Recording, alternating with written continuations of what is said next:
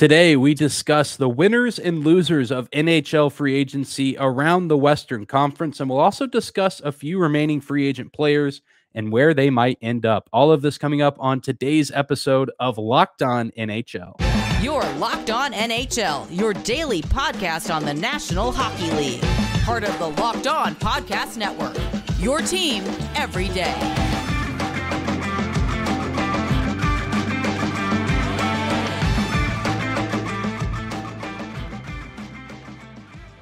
Hi and hello, hockey fans. Welcome back to the Locked On NHL podcast, Western Conference Tuesdays, part of the Locked On Podcast Network. We are your team every day. I'm one of your hosts, Dane Lewis, also host of Locked On Stars, and joining me on Tuesdays, as always, my co-host and host of Locked On Minnesota Wild, Seth Toupal. And Seth, it feels like we haven't been here in a while. I know we were gone last Tuesday with July 4th, but how's everything been? I know it's been a crazy time in the world of the NHL with free agency, but how's everything in up north? Going well now that I'm no longer rate limited on Twitter. That has certainly eased up on some initial angst that just so happened to coincide with day one of NHL free agency.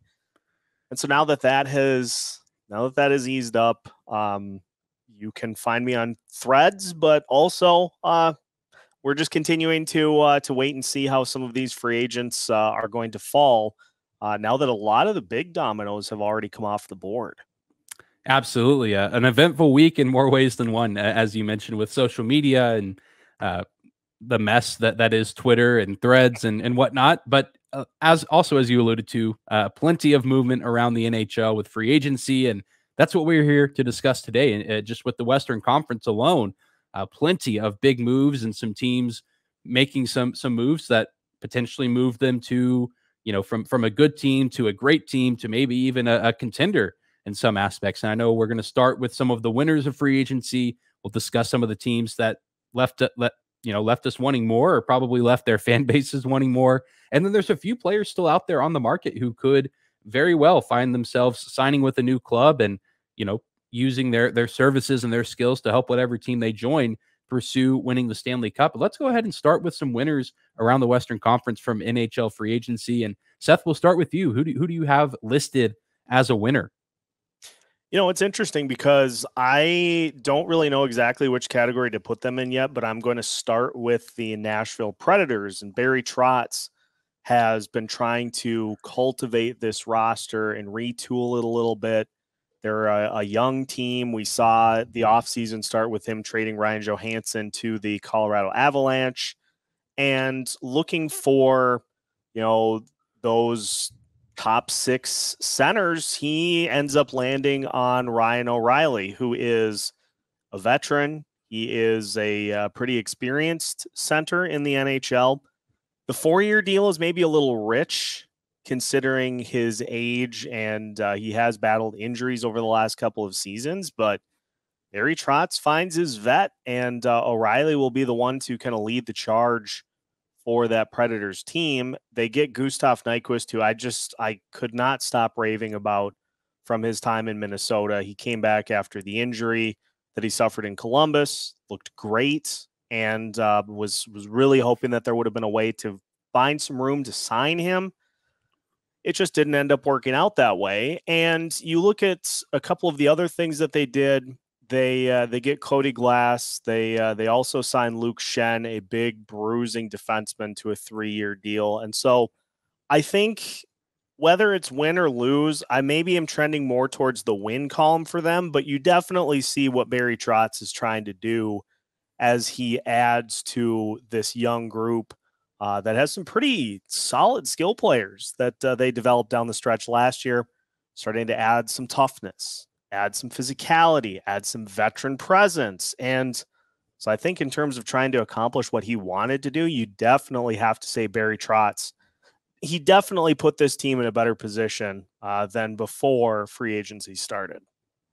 I agree. And I think part of, the discussion there is it's not always a successful free agency, results in a great season immediately. Sometimes that is the case, but it also has to do with what your GM is doing for the organization long term. And, I don't necessarily think the Predators are a cup favorite going into this season, but they're playing kind of with a lot of house money right now. They have a lot of players going into the final year of their contracts, but a lot of those contracts that they're on right now are really cheap deals. Plenty of forwards, especially getting paid under $900,000 this season. Plenty of cap space to work with. So, I mean, just imagine a world where maybe in the Central Division, Dallas or Colorado maybe isn't as good as they're expected. And there's a gap in there for Nashville to maybe sneak in and grab a wild card spot or grab a playoff spot. And they're competitive around the trade deadline. They'll have some room to work with in terms of maybe trying to add some talent with their cap space. They have a ton of draft capital for next year's draft, especially in rounds 2 through 4. I mean, you look at this team and compare them to some others in the division, and you might be saying, oh, they're maybe not, up to par with some of the other teams.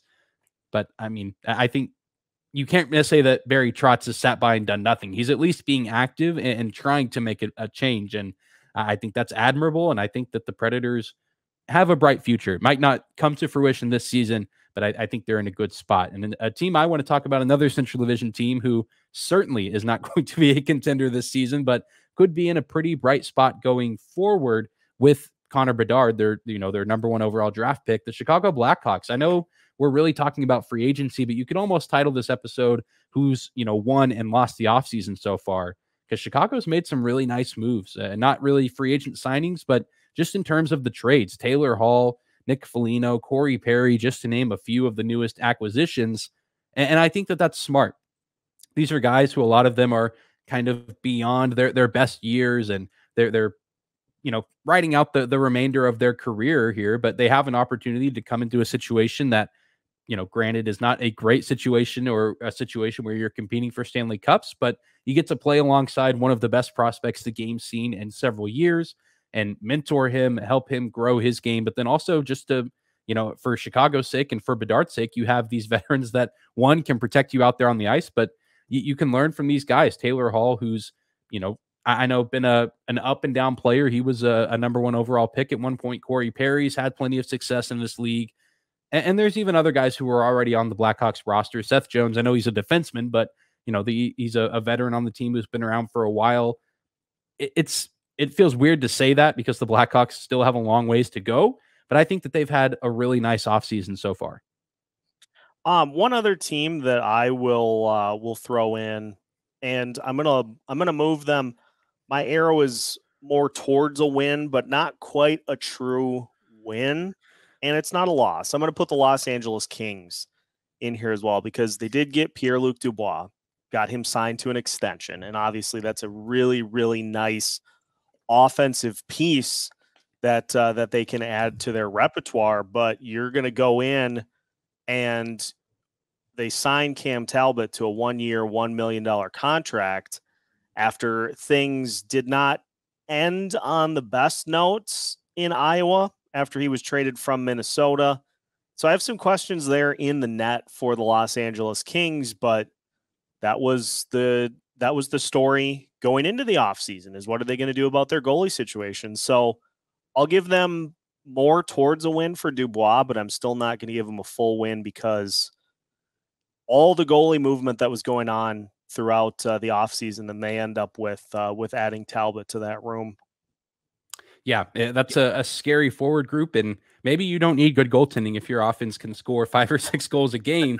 The verdict's still out there, but I think that can be said of the final team we'll discuss here in this opening segment about the winners of free agency in the offseason. And it might sound a little bit biased coming from me, but I think most NHL fans would agree that the Dallas Stars have had a phenomenal offseason with who they've been able to acquire and who they've been able to bring in through free agency, mainly with Matt Duchene. A guy that I don't think many people were expecting to be on the market, but he gets bought out by Nashville. I know he's even admitted, since arriving here and speaking with the media that he was surprised, and it wasn't necessarily something easy for him to process, but, pretty quick was able to kind of gather his thoughts and decided to come sign in Dallas and not just, sign a long extension, but it's a 1-year deal worth $3 million. And I think that's an excellent move by Jim Nill because you get this guy now. I think you look at the Stars' projected top 9, and it's maybe the best in the entire NHL, and I would argue maybe the best in, for sure, the Western Conference. I know there's some other teams out east that might could have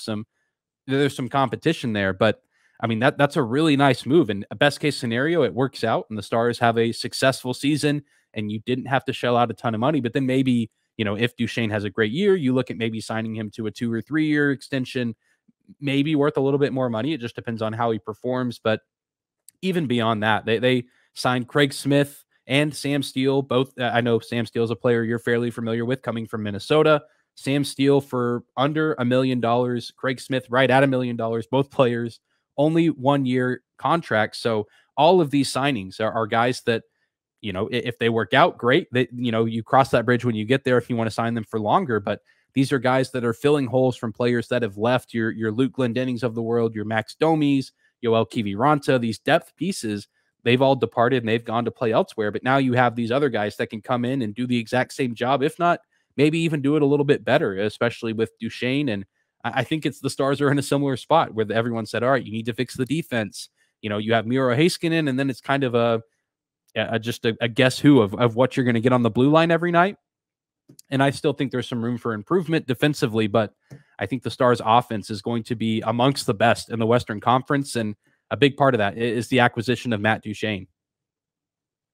Yeah, it's going to be really interesting to see how that plays out for the Stars. I think many people listening may want to see the Minnesota Wild put into the other category on this list, but I may elaborate as to why I don't necessarily think that is the case. And in terms of losers, I've got a hot take for you for next segment as well. So I've got one kind of in the chamber ready to rock. I'm looking forward to it. I'm excited to hear the hot take, and I'm sure there's some people holding their breath, hoping they don't hear their team listed as the losers. But we'll discuss those teams coming up here in just a moment. But first, we got to say thank you to one of the sponsors of today's episode, and that is our friends over at FanDuel. Take your first swing at betting MLB on FanDuel and get 10 times your first bet amount in bonus bets up to $200. That's right. You can bet just $20 and you'll land $200 in bonus bets, win or lose. That's $200 you can spend on betting everything from the money line to the over-under to who you think is going to hit the first home run, all on an app that's safe, secure, and super easy to use. Plus, when you win, you can get paid instantly. There's no better place to bet on the MLB than FanDuel, America's #1 sportsbook. So sign up today and visit FanDuel.com/lockedon to get up to $200 in bonus bets. That's FanDuel.com/lockedon. FanDuel is an official sports betting partner of Major League Baseball. I want to thank you again for making Locked On NHL your first listen of the day. Dane Lewis, Seth Toupal here with you, discussing the winners and losers of the NHL offseason up to this point. And Seth, let's go ahead and get started with you again. I know you said you had a hot take about one of the losing teams of the offseason so far in free agency. So let's hear it.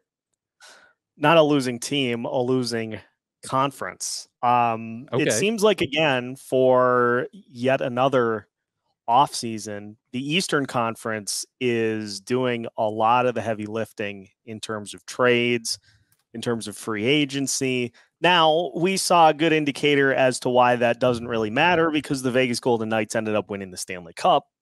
But it is interesting that we see all of this player migration to the Eastern Conference over the last couple of seasons, and it doesn't show any sign of slowing down.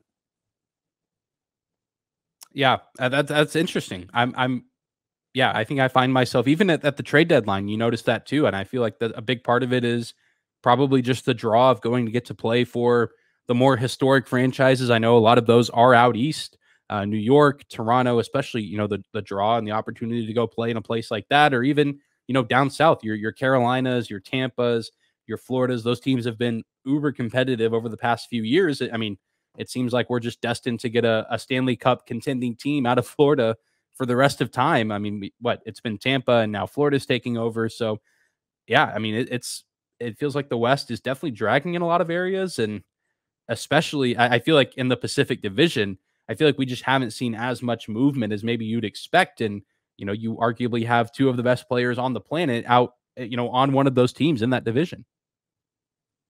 Yeah, and you could piggyback off of that and put the teams that are kind of in gridlock as losers too, like the Calgary Flames, the Winnipeg Jets, who have a ton of players that want out and are not going to re-sign. And those are probably moves that are more going to be handled at the trade deadline. But also, you got to feel like those teams are frustrated because it's like we got these guys that we're trying to unload and just haven't found a spot to do it yet. Yeah, and you think that there'd be some draw to go play in some of these places. I know that there's, of course, the idea of playing for a historic franchise, but then I also hear so often, there's players that factor in, geography and, players. A lot of these players were born and raised either in Canada or in the Northeast United States, where it gets incredibly cold in the winter. And there's, the luxury of if you move to California or you move to Texas or even, somewhere like Nashville or St. Louis where it can get cold, but it's maybe not as miserable as, up in Toronto or Montreal or Ottawa. I think there's a draw there. And I know some of these teams and those other locations aren't as great, but even a team like Edmonton, that's a team I'm really drawn to. If you want to talk about teams that felt like they've underwhelmed here in free agency, it seems like, they have McDavid, they have Draisaitl, then they've done some other things to add to that roster, but as we've seen over the past couple of seasons, it's not enough. And there's something missing from that group. And it might be hard to pinpoint what it is. It's probably more on the defensive side of things, but another free agency has come and gone, and there's a few good players left, and we'll discuss those players later on. But and I'm sure Edmonton fans are probably, nodding their heads and saying, yes, it just feels like something's missing and they haven't done anything. Yeah. And we see the results of the whole argument of, well, we have McDavid and Draisaitl. What more do you need? Like, we're seeing over the last few postseasons that you do need to have, and not to say that they don't have good players beyond those two, because they certainly do. Ryan Nugent-Hopkins, Stuart Skinner, they've got plenty of good players on that roster. It's just that it shows that you can't just be a team of two superstars when you get to the postseason. You have to have everything covered. And I guess if I were a GM in that situation, maybe it's not where you tinker every single offseason, but you got to feel like after a couple of years of not getting as far as you want to go in the postseason, that you just have to do something to try to shake up that roster and show McDavid and Draisaitl that you're trying. You're trying to do different things to cultivate this roster and to keep them going. Because guess what? When the player comes up to the end of their contract and they look back and they say, we haven't done a thing except for one season in which we got to the Western Conference Finals. I don't want to keep playing here. Then you get to decide who you're going to send your franchise cornerstone to and hope that your return is even 80% of what they gave you over the last handful of years. Exactly. And yeah, the Western Conference, it's certainly not an awful place because we've seen the Vegas Golden Knights win a championship, the Avalanche last season, the Blues a handful of seasons ago. There's championship caliber teams here, but you also just take a look at who was in the lottery, and it's littered with Western Conference teams: Chicago, San Jose, Anaheim, Arizona, and the list kind of just continues to go on. You have a few teams out east, your Columbuses and your Montreals, but I feel like even those teams are in better positions now than a lot of those teams out west. And I know that the rebuild is different for every organization, and a lot of those teams have new GMs, new coaches, and so it's hard to criticize those teams and not also understand that there's a lot in the works there. But yeah, the Western Conference feels like it's getting left behind, and I feel like this free agency cycle has really not been an exception to that rule. We'll get it back eventually. We'll pull everything back into our favor here, hopefully within the next few years. I would think so. That just tends to be the cycle of things in the world of sports. There's always one conference or league that seems stronger, and then eventually all these draft picks are eventually going to catch up. And I'm sure 3 or 4 years from now, we'll be looking at a league where Chicago's a top team in the West, and maybe a team like, I don't know, Florida, Tampa, they lose a lot of their guys and they start to fall off a little bit. And maybe even, some of the other teams out east that are bad will rise up. And that's just the ebbs and flows of the world of sports. And especially with hockey, it's such a funky sport, and you never necessarily know what you're going to get on a yearly basis. But, the Western Conference, still a lot of work to do for some of these teams, but some other teams in some pretty nice places. But to wrap up today's episode, there's still a few free agent players left out on the market that still need a home. And quite frankly, some of them I'm still surprised are out there. I know they could be expensive players, but there's some very nice names out there. And Seth and I will discuss some of those names and where they might be headed coming up next.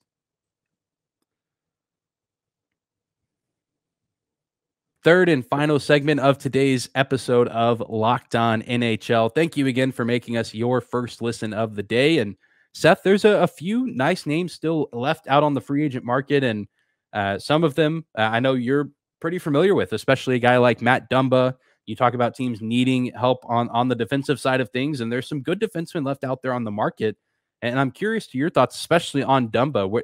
Where do you think that he might be headed? Because I know you have an idea of what his game is like and, what he brings to the table. Are there any teams that catch your eye that might be interested in his services? I know I've heard some rumors here and there, but I figure you might be a little bit more aware than I am, given this is a player you're very, very familiar with.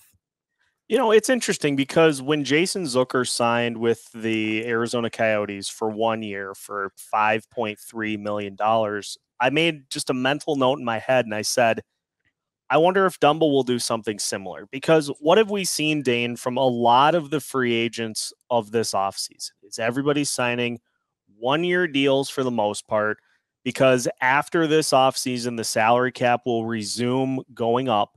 And so players are just kind of taking this as a limbo year so that they can cash in big time come next offseason for free agency. And I would imagine that Matt Dumba falls into that same category as well, just not getting the term or the AAV that he's looking for.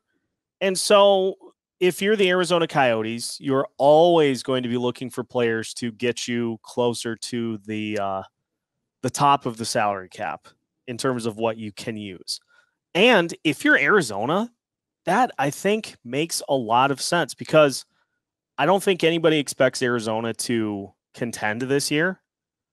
But what teams like Arizona should be doing is every season that they are not going to be competitive, grab a free agent or two if they're willing to come to you. If you have to throw out more money on a 1 year deal, and then you trade them at the trade deadline for free assets. And so having Jason Zucker in Arizona, if they go out and get Matt Dumba, I would imagine there will be a team at the trade deadline that will see what those guys have available and say, gee, that would be a nice ad for us for the postseason. And then you get a guy who maybe isn't going to stay here longer than 1 year, and you've turned them into a future draft pick. If they have a really, really good season, you turn them into a promising prospect. And so I would think that Arizona would be intrigued by that possibility, but I am, at least from what I've seen, of the assumption that it's going to be a 1 year deal for Dumba somewhere. I'm going to be shocked if he doesn't sign, because he had a pretty good finish to the season. So I'd say probably a 1 year deal, but honestly, if you're Arizona, what do you have to lose?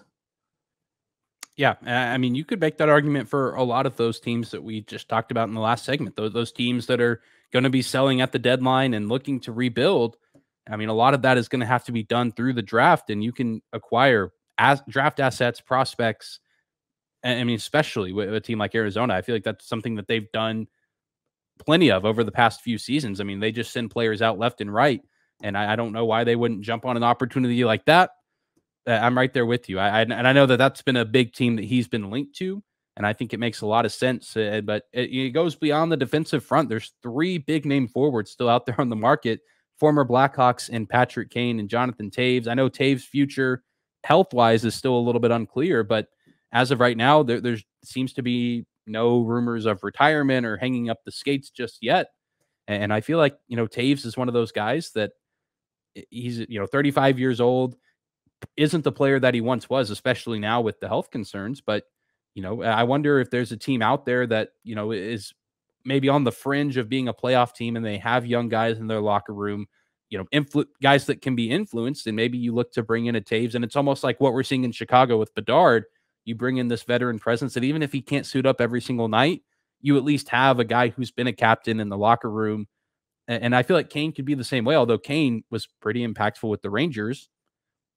I'm very confused as to how both of them are still out there. Vladimir Tarasenko also falls into that category. He's won a cup. He's only 31. Was pretty good with the Rangers. I mean, do you think any of those guys sign anywhere out west?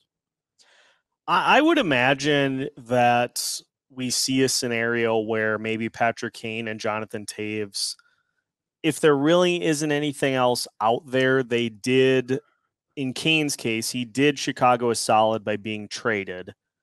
Maybe they go back. I know near the end of the immediate end of the season, I think there was some steam that was a possible route for both of them to go. Other than that, I mean, it always seems interesting to me. I don't know why, because Seattle has just a really solid group of centers, but Jonathan Toews seemed like the perfect fit for them, especially with them being a younger team kind of on the way up. He seemed like a really good fit as a veteran leader for them, can play lower in the lineup without having to be, put in one of those top two center spots. I don't know if Seattle revisits that, but I am a little surprised that Kane is still out there. But I think just taking his time, seeing what's out there, teams are still checking in, I would imagine. And so I would guess before too long he'll get something done. Toews may be the one that waits a little longer. Yeah, yeah. Kane especially is just somewhat mind-boggling, just with how well he's continued to play into his older age, and I think he could be a great add for several teams. Seattle was a team that did come to mind, and maybe even I know a team like Anaheim is adding some veteran players. I know they just got Killorn from Tampa Bay, and I think maybe if Toews wants to play again, it could be a tough sell to be like, hey, come play for this bottom feeder team. I imagine both of those guys probably want to go to a contender, especially Toews, if maybe this would be his final season, or if this was if this is his last contract. He probably wants to go somewhere where he could potentially help chip in to win a cup. So Seattle probably a little bit more realistic than one of those other destinations, but it just feels like only a matter of time, because I mean, these guys, you would think they won't stick around long, but I mean, before you know it, training camp's going to be here, and you'd like to have those guys ready so they can jump straight in and get acclimated with the lineup and, make everything as smooth as possible for opening night. And, you add some depth, and there's plenty of other players too that we haven't even discussed that the list goes on and on. I know before we were recording, Vince Dunn and RFA, I know things haven't been sorted out there in Seattle, but if he somehow pops out on the market, I think that's an interesting name. Jesse Puljujärvi hasn't been signed yet. Dennis Gurianov, Oscar Sundqvist, Patrice Bergeron. Technically, I know it's really Boston or bust for him, but he's technically a free agent. And that would be maybe the headline of the offseason if he somehow signed somewhere that wasn't Boston. I'm still holding out hope that somehow Bill Guerin will find a way to do that somehow. That'd be an eye opener. I know the Wild have zero money to do it because they're waiting to get contracts resolved with Philip Gustafson, Brandon Duhaime. But boy, oh boy, that would be an eye opener if that were to happen. I'm trying to put it out into the world so that it does, so that I can take credit for it. But my guess is it won't. Well, that would drastically change, I think, how a lot of people view the Minnesota Wild if it happened, or any team that he joins. That you add a 6-time Selke winner, and that would tend to change the dynamic of your roster.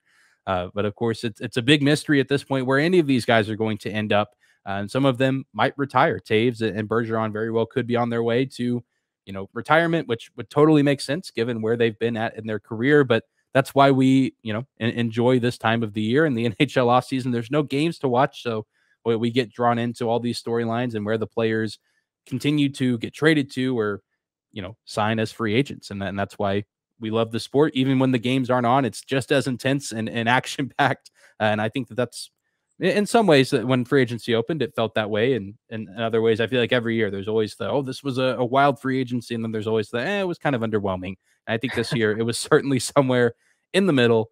But still, I'm sure we'll see plenty of other signings throughout the offseason, throughout the summer. But that's going to do it for today's episode of Locked On NHL Western Conference Tuesdays. Seth, let the people know where they can find you and your work.